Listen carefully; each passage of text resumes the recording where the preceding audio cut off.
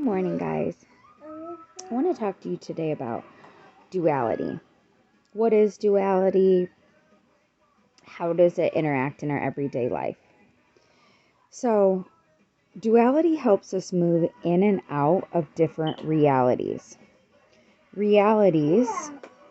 Think of realities as choices, okay? Right and wrong. The wrong choice will usually provide an instant gratification and or a reward. Think about that. That's very frontal brain, that's very headspace. Most often it's going to be presented as the easiest choice, right? So it's the one that, we didn't even have to think about it, like, duh, that's what we're going to do. The right choice is going to flow directly from the heart, though. It's going to not always present itself at the time of need. And to find it usually requires a little bit more focus and a little bit more work, right?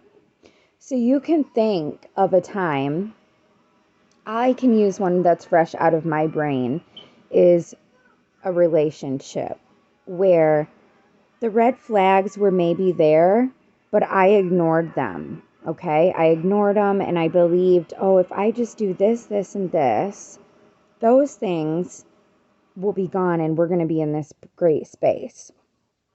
And if you guys have ever gone through a burning dumpster fire relationship, you will know those things are not truths. You cannot change a person. You can't ignore the red flags. It will be very detrimental to you and potentially others. So, while it does require more work, it is capable of being manifested, that choice. Just because sometimes it feels like, it's going to be more work, doesn't mean you can't do it. The journey of which is where the lesson is. Okay, Ram Dass talks about this all the time. Surrendering to the attachment, because where the attachment is, right, that relationship, that's not what you were really clinging to. Wasn't just to have this person better, but it was to be fully loved in yourself. And so if you're having to change things about yourself to make your relationship fit, and you're ignoring those signs, it's never going to be in alignment. Just an example, this can go with business, anything. Because we cannot accept the gifts if we are not prepared to do the great work, okay? And to accept the lesson and the fact that we even get to experience something so divine, you guys, that's where the freaking secret is. That's like the secret of the law of one. That is the secret of the unity of the universe, is just that falling into that grace of knowing and that gratitude of, wow, like I was chosen to do this. I was chosen to get to learn this lesson.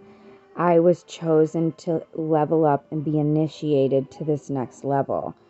Like so many people could stay blinded. Feel the gratitude as if it's already happening for you, not to you, okay? In that space of, I am so lucky. Like, I absolutely am in awe. Like, how could I be so awakened? Don't be blinded by the easy choices, okay? Look in. What is each easy choice trying to tell you? That's where I find the attachment, okay? What is it really trying to tell you? Are you truly loving yourself? Or is changing yourself for your partner a form to ignore those things about yourself that you don't like? The right choice is the one true reality where we all start leaning into our heart and we will begin to lean on each other. It literally takes a village, you guys. I just spent 34 years believing, because of my history and my ancestors telling me, my immediate lineage telling me, I did this on my own. You have to do this on your own. You have to fight like heck. And so I believed, if I'm not fighting, if I'm not clawing my way out tooth and nail, I must not be worthy. And so then I began to set myself up for situations where I'm going to accept a partner that's got the red flags, right? Because there's something wrong with me. I'm not meeting the standard. I'm not enough. And so I'm going to change. And then when they're happy, I'm going to have the things that I need from them. No. Look within. Look at the attachment. If it's something that's easy, you probably don't need it. If it's something that takes a little bit of work, ask yourself, do I truly want that? Or do I want that because I was told that I should have that? Let those things that you were told about that don't really align with you fall away.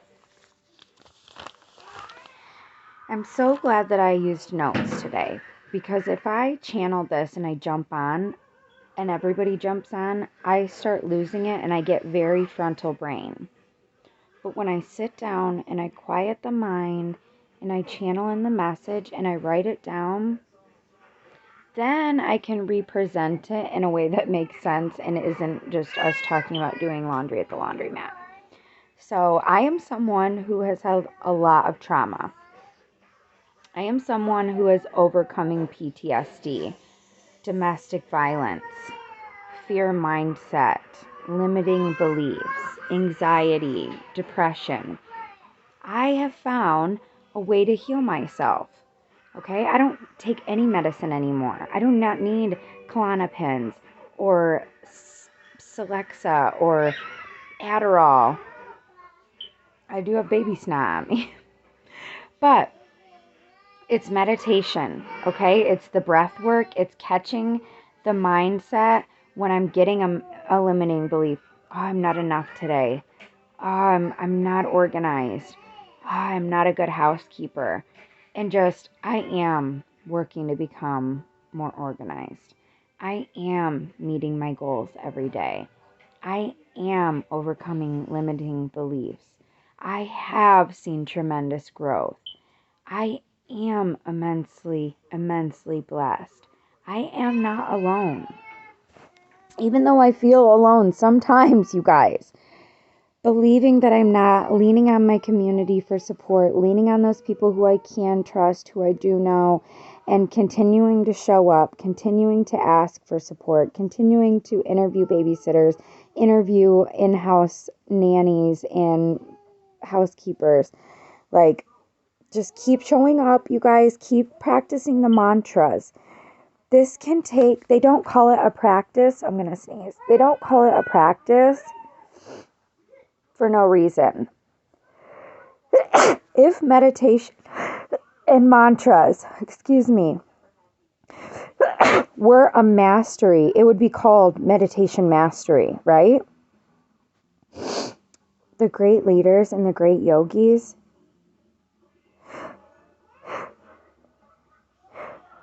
say it can take up to 40 years to reach like rainbow light body. And I've truly had days where I'm like, I think I'm dying. I think I'm about to explode. Like, how can one little 5-foot tall body receive so many downloads, still take care of children, integrate it into an online business, do self-care, quiet the mind, pay attention to what's going on in the planet? Like, it's a fucking lot.